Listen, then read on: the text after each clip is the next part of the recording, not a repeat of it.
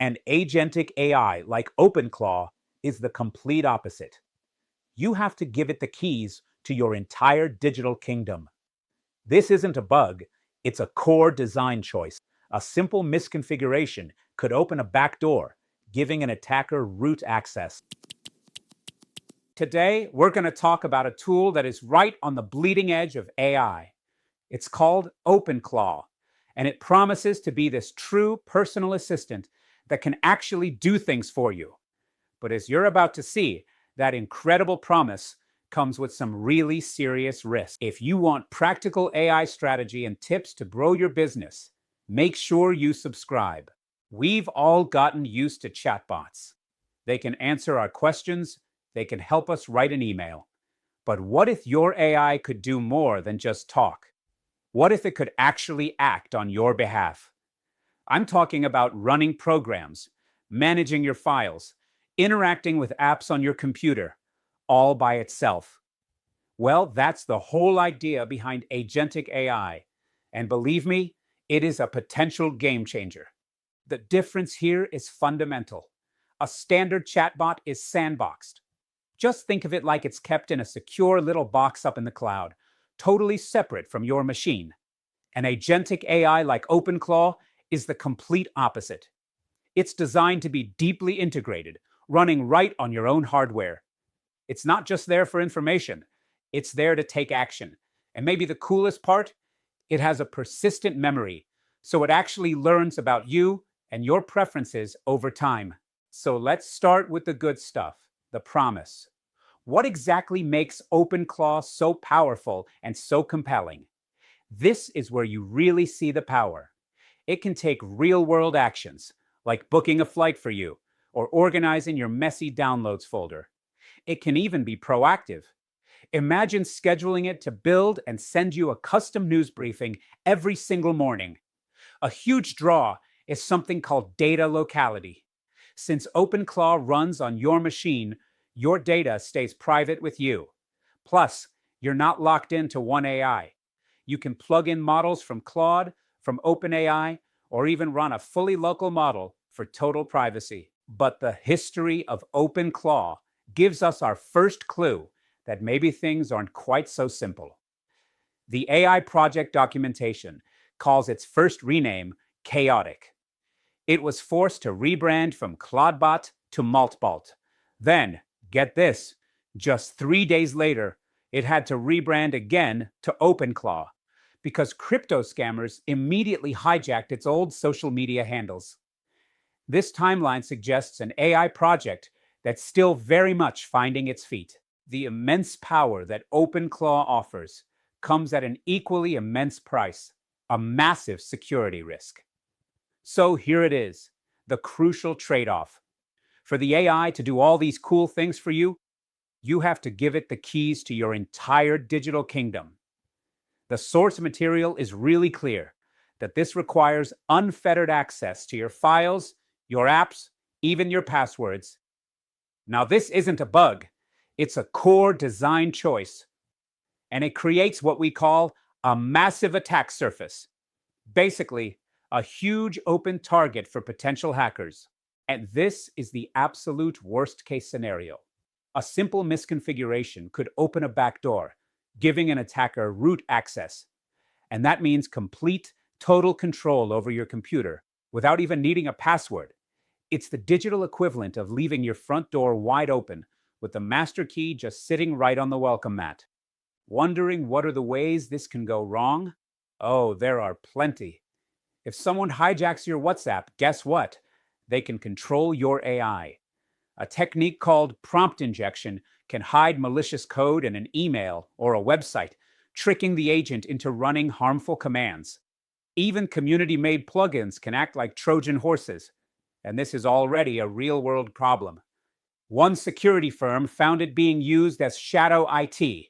That's unapproved and unsecure software on the networks of 20% of their corporate clients.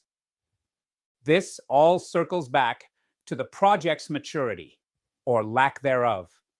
The risk analysis we're looking at characterizes its history as one of sloppy operations, where security is often reactive.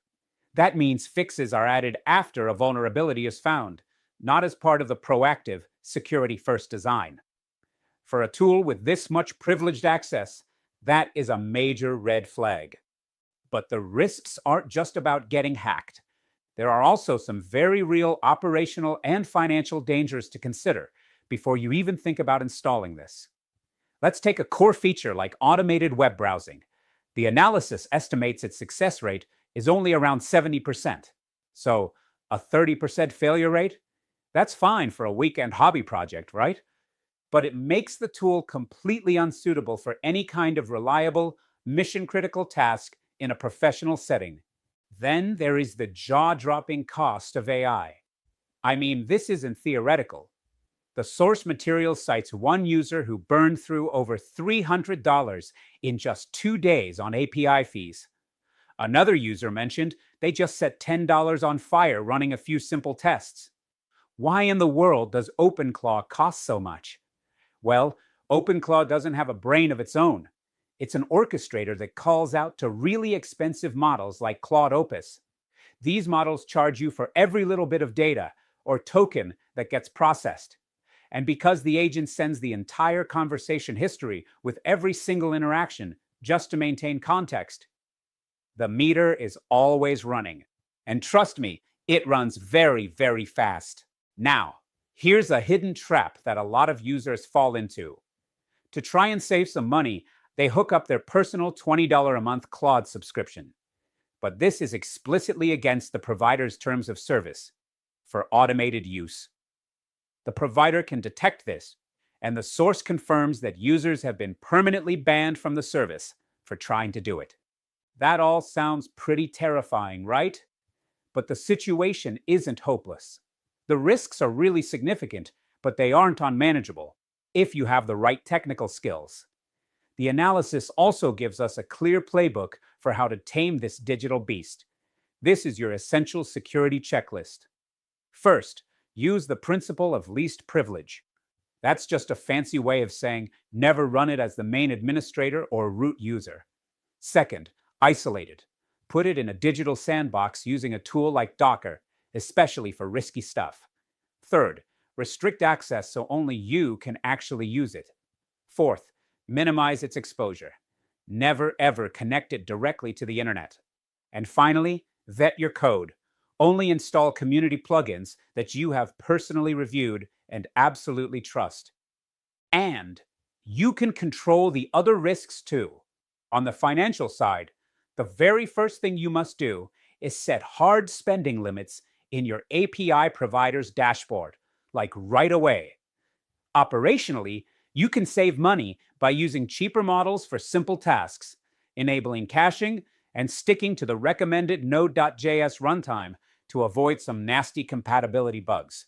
So, after all of this, the power, the risk, the cost, the complexity, we finally arrive at the central question. With all this going on, who is a tool like OpenClaw actually for? The risk analysis is crystal clear on this point. The ideal user is a technical power user.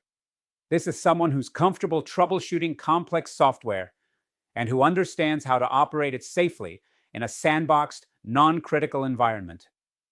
This is absolutely not a plug-and-play tool for the average user. And that brings us to the final, bottom-line assessment for any kind of professional use. The conclusion from the security analysis is unambiguous. Deploying OpenClaw in a production environment with access to sensitive corporate data would represent an unacceptably high level of risk at this stage of its development. Period. So we're left with this. OpenClaw offers an incredible glimpse into the future of personal AI. It really does. But it's also a warning. It's a tool that can do almost anything you can imagine, but only if you have the expertise to tame it first. And that leaves us with the final question. Is the power worth the price?